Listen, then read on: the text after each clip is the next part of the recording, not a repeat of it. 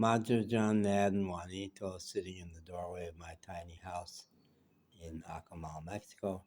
I'm not going to go back and forth between showing the outside and the inside because last video I just shot, the camera on this Android is not as good as the camera on iPhones, and it sure doesn't like going from dark to light. It's gotten quite bright out in the yard. I will tell you that the dog Negro, who I'm guessing is maybe 5, is happily, contentedly laying just maybe 10 feet away from me out in the front yard. And we just had our second desensitization session where he allowed me to pet him, which was great. And now he's just hanging out. So it's the day after Christmas. It's the 26th. And Christmas is the day for being with family, right? Well, that didn't happen for me, but my family of choice, my adoptive family, my pueblo, my casa here. I did have one party here about 11 days ago. That was great. Some of my closest friends. But mostly my contacts at Christmas were with 3 dogs and a cat. And it was beautiful, beautiful. I ain't gonna complain. I do have 2 grandchildren. I have a granddaughter who's probably 8 or 9 now, nieta in Spanish, and a nieto, a grandson, who's probably 3 or 4 now. I haven't seen either of them for 5 years, and my son's stance is I never will see them again. So you could see me cry about that, but I'm not seeming to do that right now. But sure, did I miss them at Christmas? Of course.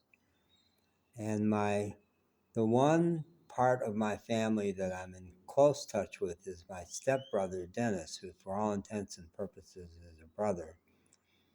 Our families joined when I was a sophomore in high school.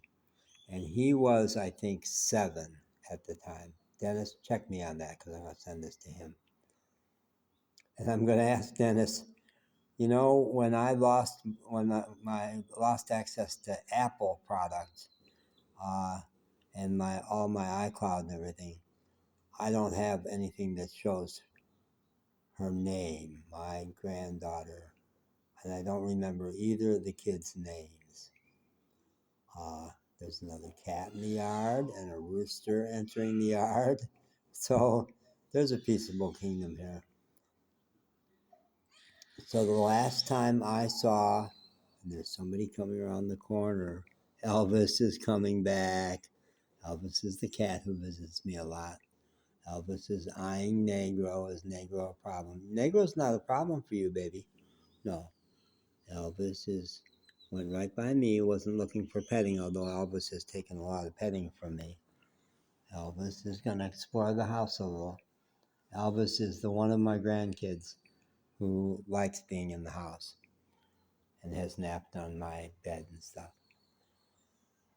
So I was in Louisville, Kentucky the summer of 22, the entire summer, pitching to my son, trying to repair our relationship unsuccessfully. And I did not see Yara that time, and he did not let me see either of the grandkids.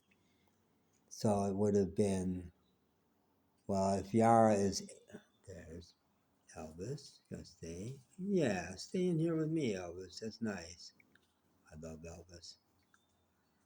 Yeah. So my last memory of being with Yara was my last visit to Louisville before everything blew up between me and my son. And she and I were sitting on a curb. She was 3, and we were sitting on a curb. And for a while, I had a photo that Terry took of us sitting there. And when I was in El Diamante, summer of 23, so summer of 21, summer of 21 is the last time I saw them. In the summer of 23, I spent the whole summer in a sleepy little pueblo, in many ways reminiscent of Acamal, called El Diamante, 2 hours north of Veracruz. and I became embedded in a wonderful family there. And there was a 3-year-old who adopted me, little Yara, and she progressively moved to sitting on my lap and dragging me around the compound and showing me this and showing me that. And one day we were sitting in exactly that position that my last memory of me and my granddaughter, where just sitting next to each other, hanging out. And when I realized how identical that situation was, and she was 3 and my granddaughter was 3 the last time I saw her, it pierced my heart. And I basically stumbled away from the restaurant down the road, and a burro gave me equine therapy. A burro I had never met before let out his big neighing sound,